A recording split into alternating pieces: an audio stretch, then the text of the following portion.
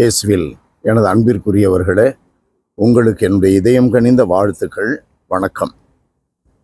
அன்பானவர்களே, இந்த ஞாயிறன்று நமக்கு சிந்தனைக்கு கொடுத்துள்ள நற்செய்தி பகுதி மத்தேயு நற்செய்தி 16வது அதிகாரம் 13 20 முடிய.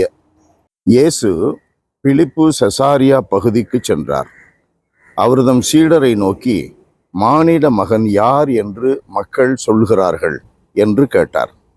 அதற்கு அவர்கள், சிலர் திருமுழுக்கு யோவான் எனவும், வேறு சிலர் எலியா எனவும், மற்றும் சிலர் எரேமியா அல்லது பிற இறைவாக்கினருள் ஒருவர் என்றும் சொல்கின்றனர் என்றார்கள். ஆனால் நீங்கள் நான் யார் என சொல்கிறீர்கள் என்று அவர் கேட்டார். சீமோன் பேதுரு மறுமொழியாக, நீர் மெசியா, வாழும் கடவுளின் மகன் என்று உரைத்தார்.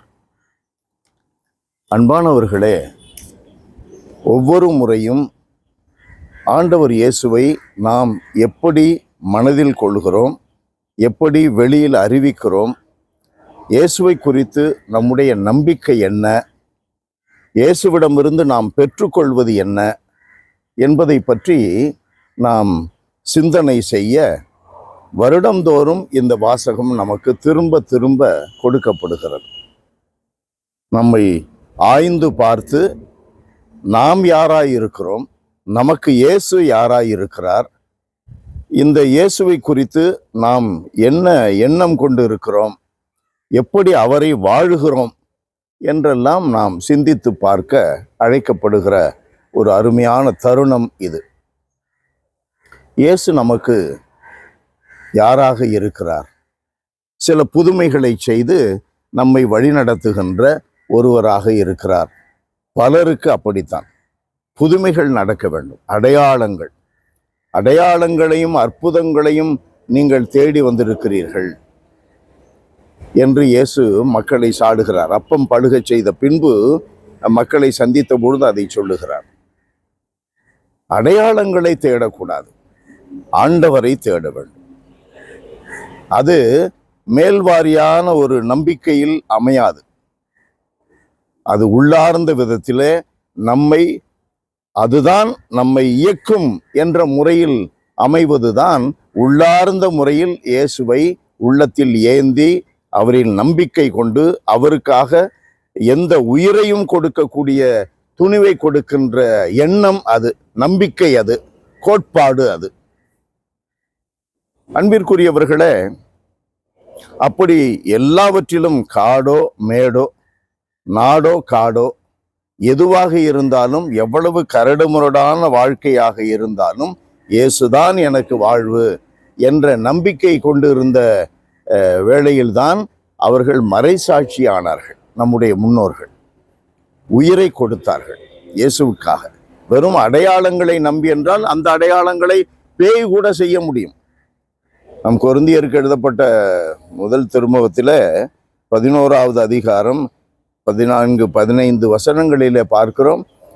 சாத்தான் கூட ஒளியின் தூதுவனை போல நடிப்பான். அதனால்தான் உலகிலே பல இடங்களிலும் இயேசுவை சார்ந்தவர்கள் மத்தியில் நடக்காத பல புதுமைகளும் கூட மற்றவர்கள் மத்தியிலும் கூட நடைபெறுகிறது. காரணம் அதுதான். ஆகையினால் அடையாளங்களை தேடி அல்ல, ஆண்டவரை தேடி, purely the Lord Jesus who is the life of everyone who believes, அதுதான் நம்முடைய வாழ்க்கையில இருக்கணும். அப்படிப்பட்ட நம்பிக்கையாளர்கள் மீது கடவுள் என்ன செய்கிறார்? பேதுருவுக்கு என்ன சொன்னாரோ அதை செய்கிறார். உங்கள் மீது, இந்த பாறை மீது திருச்சுவை கட்டுவேன். அப்படின்னா நம்ம அவ்வளவு சாட்சியா வாழணும். சாட்சியா வாழணும்னா வெறும் அடையாளத்தை வச்சுட்டு சாட்சியா வாழ முடியாது. அடித்தளம்னு ஒன்று இருக்கணும், ஆதாரம்னு ஒன்று இருக்கணும். 3:11 நம்ம வாசிக்கிறோம். கொரிந்தியருக்கு எழுதப்பட்ட திருமுகம் தான் முதல் திருமுகம். ஏற்கனவே அடித்தளமிட்டாயிற்று, கிறிஸ்துவே அந்த அடித்தளம். புதுமைகள் அல்ல, அடையாளங்கள் அல்ல, அற்புதங்கள் அல்ல, இவைகளெல்லாம் இயல்பாக நடைபெறும். ஆனால் இயேசுதான், கடவுளின் மகன்தான் நம்முடைய ஆதாரம், அவர்தான் நம்முடைய அடித்தளம். எல்லாம் வல்லவரே, எங்கள் இறைவா, உம்மை போற்றி புகழுகிறோம். ஆண்டவரே, எங்களுடைய அன்றாட வாழ்க்கையில் வெறும் புதுமைகளை தேடி, அடையாளங்களை தேடி உம்மிடம் நாங்கள் வராதபடி, நீர்தான் எங்களுக்கு வேண்டும், உம்முடைய வார்த்தை தான் எங்கள் வாழ்வு, நீர் காட்டிய வழிதான் எங்களுக்கு வழி என்ற முறையிலே அது எவ்வளவு கஷ்டமான ஒரு பாதையை கடக்க வேண்டியிருந்தாலும் சிலுவையை சுமந்து கொண்டு எங்களையே மறுத்து அந்த பாதையில் நாங்கள் உறுதியாக பயணிக்க எங்களுக்கு அருள்தாரும். இயேசுவின் பெயரால் மன்றாடுகிறோம் தந்தையே. ஆமென், ஆமென்.